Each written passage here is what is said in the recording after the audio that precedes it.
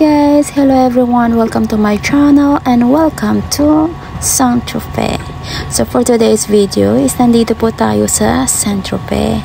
So ito pong Saint-Tropez, isa po ito sa pinaka magandang tourist spot dito sa south of France, kung saan dinadayo ito ng mga maraming turista galing iba't ibang lugar.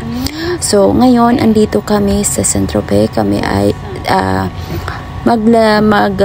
ay mag-stay dito ng maghapon lang. So ayan, going to the port na kami. Papunta na kami dyan sa aming berth ng aming yate. So kumbaga yung parkingan, kumbaga kung sa sasakyan pa is parkingan. So dyan kami magpa-parking.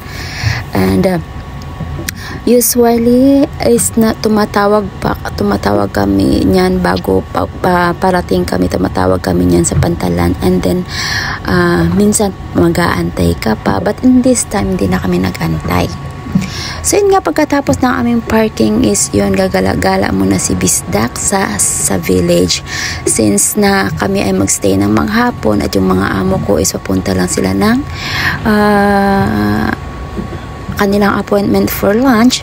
So kami ng kapitan ay may iwan. So siyempre si kapitan maiwan siya sa yate, and ako naman ay pwedeng gumala, at dahil ako ay naka-scooter lang, so kung saan ako nakarating sa saang village, saang kalye ako nakarating sa village na ito.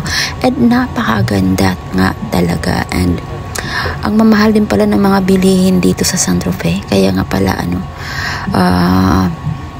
talagang pangmayaman, kaya pala maraming mayaman, kasi pang mayaman lang yung mga bilihin. Imagine yung bumili ako ng magnets, 6 euro. Sa ibang lugar ay nasa 1 euro, 2 euro lang yan, o kaya 3 for 10. Ayan, punta tayo dyan sa village. So tingnan nyo na lang kung ano yung aking mga pero yung aking voice over hindi na nakaangkop doon sa kung saan. Basta tingnan nyo na lang, enjoyin nyo na lang yung aking mga video.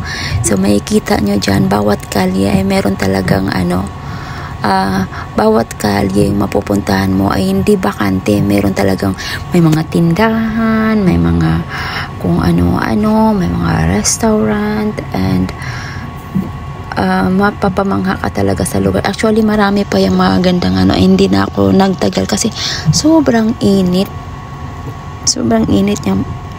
Yan lang yung aking nakasombrero lang ako dyan, and may kita mo dyan yung may malaking simbahan sa taas.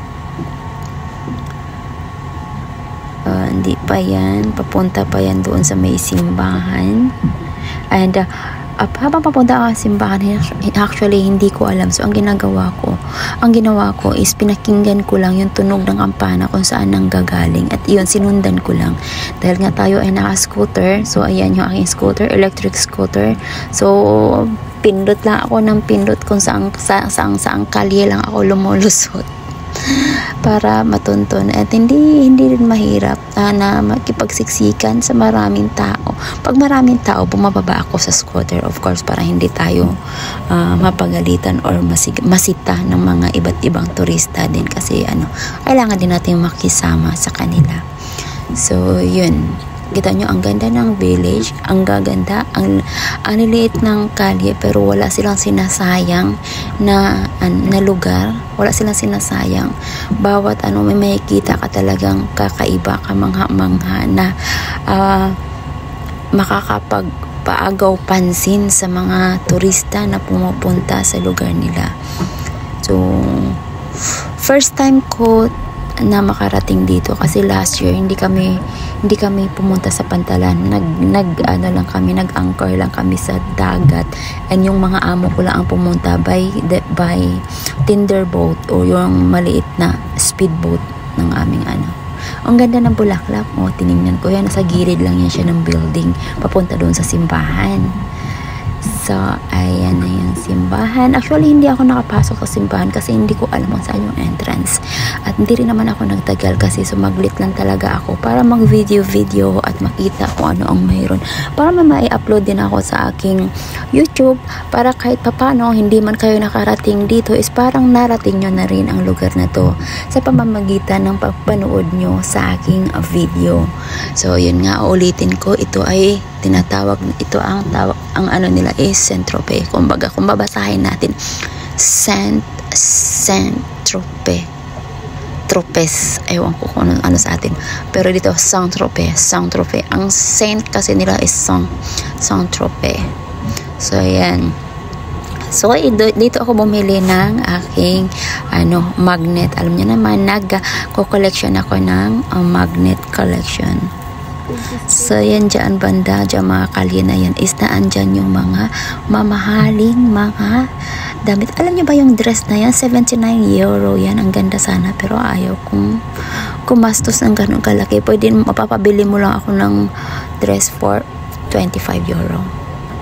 25 euro or 25 euro na yung pinakamahal ng dress ko. 25 or 30 euro.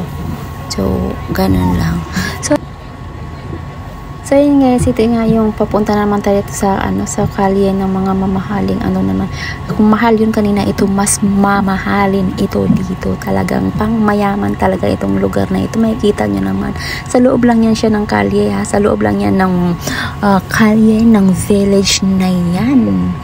Maakalain mo ba yung gano'n yung makikita mo sa loob? O diba? Ganyan kaganda-gandang So, ayan, lumabas ako sa kabila. And then, papasok na naman tayo sa kabilang kalye. Ayan, yung Saint Laurent na yan. Louis Vuitton doon sa dulo.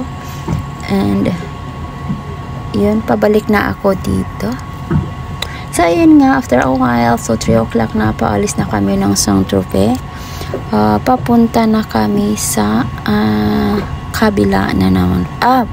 Pauwi na pala kami nito ng Mandaluyong. So, andito kami niya, nagpipick up kila madam. Dahil dyan namin sila inantay. Dyan, ayan, sa Capitolary na yan. At ito na, paalis na nga kami dahil na-pick up na namin sila madam at sister. So, babalik na kami ng Mandaluyong. So, maglalayag na kami pabalik. And I think hanggang dito na lang po ang aking video na to. I hope na nag-enjoy kayo guys sa aking video, kaunting video, short video sa aking pagbisita sa Saint-Tropez. Kasi ito ay first time visit ko and I hope you enjoy watching. Para kahit papaano hindi man kayo nakarating dito is parang nakarating na rin kayo dahil nakikita nyo sa aking video. Thanks!